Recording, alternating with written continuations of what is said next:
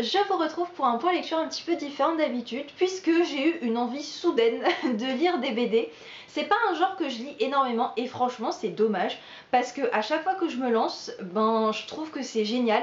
Du coup je pense que dans mes bonnes résolutions de 2021 il y aura lire plus de BD. Voilà, donc là pour le moment j'en ai lu 4, j'avais très envie de vous en parler, donc écoutez, on va démarrer tout de suite. J'ai commencé avec une BD que je voyais absolument partout et qui me faisait extrêmement envie. Il s'agit de Malgré tout de Jordi Lafèbre, publié aux éditions d'Argo, dans laquelle on va suivre un couple de sexagénaires qui a jamais vraiment pu être ensemble et on va les suivre aujourd'hui où ils peuvent enfin se retrouver et on va remonter toute leur histoire jusqu'au jour de leur rencontre. La grande force de cette BD, c'est vraiment je sais pas comment je pourrais dire ça, la façon dont la poésie du quotidien est racontée. Je trouve que on nous prend des moments de vie, voilà, des bulles, des parenthèses dans leur vie respective et on nous montre comment chacun l'a vécu, comment ça a pu les réunir ou non. Et c'est juste très joli, ça vous prend comme ça, il y a un côté très poétique. Et puis la grande force aussi de cette BD, c'est clairement les dessins. Il y a des couleurs, un jeu de couleurs que j'ai vraiment beaucoup aimé. Un côté très chaleureux, même dans les dessins qui peuvent se passer de nuit, comme le début que je vais vous montrer. Il y a beaucoup de tendresse dans les regards, enfin voilà, j'ai vraiment beaucoup aimé l'ambiance de façon générale. Et cerise sur le gâteau, c'est qu'arrivé à la fin, en fait on se rend compte qu'on peut remonter toute la BD en sens inverse pour découvrir leur histoire dans l'ordre chronologique et ça nous permet d'avoir un autre point de vue en fait, et j'ai trouvé ça absolument génial. C'était un très beau moment de lecture et je vous la recommande vraiment. J'ai ensuite enchaîné avec la nouvelle BD de Margot Motin, Le printemps suivant, tome 1, Le vent lointain, publié aux éditions Casterman. Dans cette histoire, le personnage principal, donc j'imagine que c'est Margot Motin en fait, va emménager avec son amoureux et chacune de leurs filles, puisqu'ils ont chacun une fille, et on va suivre leur quotidien de jeunes couples qui emménagent ensemble et puis ce quotidien aussi de vie de famille.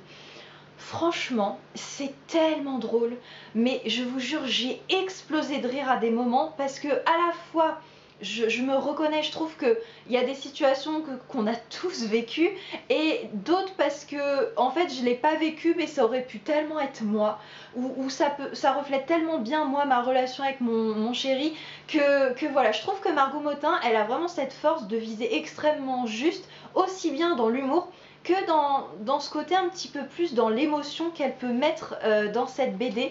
C'était vraiment un très beau moment de lecture où voilà, j'ai déconnecté, je me suis plongée dans l'histoire et j'ai pas lâché, je l'ai lu en une traite. Voilà, je pense que c'est ce qu'on attend en fait de ce genre de livre, de déconnecter, de passer un très beau moment et d'avoir très envie de lire la suite. Alors attendez, parce que je vais peut-être vous montrer quand même quelques dessins. Bon, de toute façon, il suffit d'aller sur les réseaux sociaux de Margot Motin pour se faire une idée de son travail, mais ça reflète complètement ce qu'elle peut poster sur les réseaux sociaux. Voilà, voilà. Vous avez une petite idée comme ça. Après ces deux BD très positives, je me suis lancée dans une troisième BD qui elle aussi me faisait très envie depuis sa sortie. Je vous en avais même parlé en story sur Instagram. Alors là on change complètement de sujet, hein. C'est Garcia Lorca, Dali, Buñuel et les autres, le labo artistique du Madrid des années 20 de Susana Martín Segarra, publié aux éditions Marabout. Comment vous dire que là, la vie va pas être autant positive, hein, loin de là, parce que déjà, avant même de commencer, on ouvre la BD et on se rend compte que l'histoire va tourner autour de Garcia Lorca. Donc pour ceux qui ne connaissent pas, Federico Garcia Lorca, qui est un très grand écrivain espagnol, notamment de poésie et de théâtre, qui malheureusement a été fusillé très jeune pendant la guerre civile espagnole. Donc le livre va être sur lui et les autres vont tourner autour de lui. Donc déjà pour moi il y a un problème, c'est que le titre il est mensonger. On s'attend à découvrir tout ce groupe d'artistes, leur labo artistique, parce que c'est quand même dans le titre, dans le sous-titre, je vous l'accorde, mais quand même. Et en fait, non, ça tourne surtout autour de lui. Donc déjà, on démarre, grosse déception.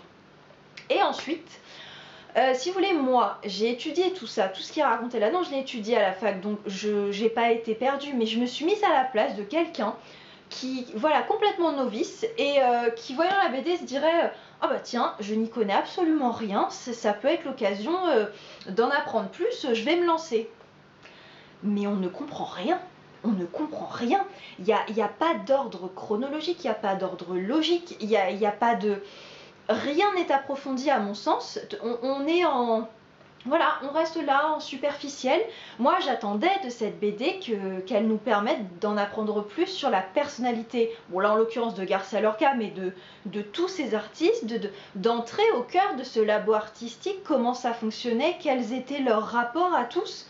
Parce qu'on parle quand même d'Ali, du peintre avec un P majuscule du surréalisme, de Buñuel qui a été un cinéaste extrêmement important. Enfin là, on a quand même du très très lourd.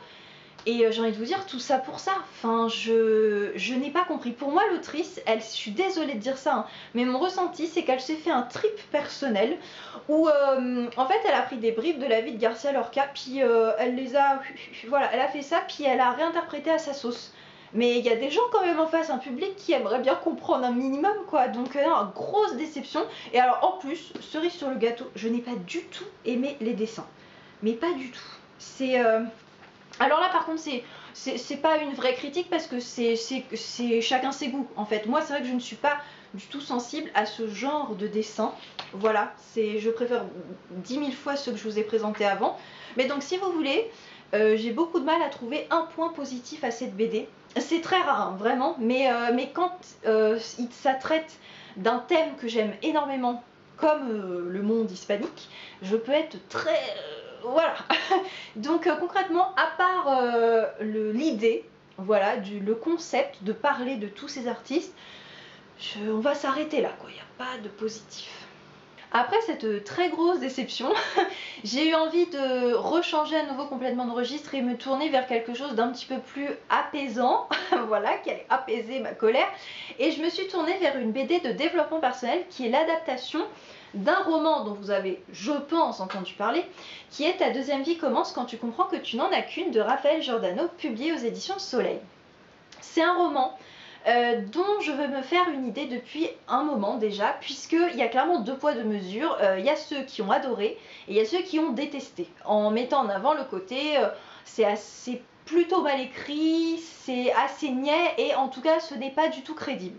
Voilà, donc du coup, quand j'ai vu arriver ça dans mes rayons, je me suis dit, ben pourquoi pas, ça sera un moyen plus rapide en tout cas de se faire une idée que de lire un roman. Je me suis donc lancée et j'ai suivi l'histoire de Camille qui, en fait, le speech un petit peu basique qu'on retrouve dans tous les romans, a tout pour être heureuse, mais ne l'est pas. Voilà, c'est super original, mais en fait, elle va rencontrer un routinologue qui va lui faire prendre conscience que elle a tout simplement laissé s'éteindre tout ce qui, plus jeune, l'animait. Ses rêves, son idéal de couple, ses passions, tout ça, pour tomber dans la fameuse routine métro boulot dodo où on s'oublie, on ne s'accorde plus vraiment du temps pour soi et où on s'enferme dans notre quotidien, quoi. Donc elle va suivre un coaching avec ce monsieur et petit à petit elle va reprendre en main les rênes de sa vie. Honnêtement, je ne sais toujours pas ce que vaut le roman parce que personnellement j'ai adoré la BD. Voilà, je pense sincèrement que l'adaptation en BD a permis de gommer ce qui n'allait pas dans le roman parce que vu les critiques que j'avais lues, je retrouve pas du tout ça en fait dans la BD. Quoi qu'il en soit, moi j'ai passé un super moment. J'ai adoré suivre l'histoire. J'ai adoré suivre ce coaching. J'ai trouvé ça assez pertinent en fait les exercices qu'il lui fait faire. Je trouve qu'en fait on peut tout simplement l'appliquer à notre quotidien pour se rebooster. C'est une BD qui rebooste un peu, qui donne confiance et qui apporte un environnement un peu cocooning. Voilà, ça passe peut-être par les dessins, je sais pas vraiment, mais c'est des dessins si vous voulez qui sont très simples, mais d'une certaine façon dans lesquels on se reconnaît tous, quoi. Voilà, les couleurs, les expressions de visage, c'est très apaisant et moi j'ai vraiment beaucoup aimé. Voilà, donc je vous le recommande si vous cherchez un livre de développement personnel mais un peu différent, et je trouve que le côté graphique apporte une vision que les romans ou les essais ne peuvent clairement pas apporter. Donc une très très bonne lecture qui conclut ce cycle BD de façon très positive. Et bien écoutez, ce point lecture est terminé. Dites-moi, quel est votre rapport, vous, au BD, au genre de la BD? Est-ce que c'est quelque chose que vous lisez souvent ou pas? Dites-moi également si vous avez lu l'une de ces BD, ce que vous en avez pensé, ou si je vous ai donné envie ou pas d'en lire une. Sur ce, et bien écoutez, moi je vous dis à très vite dans une prochaine vidéo. Hasta luego!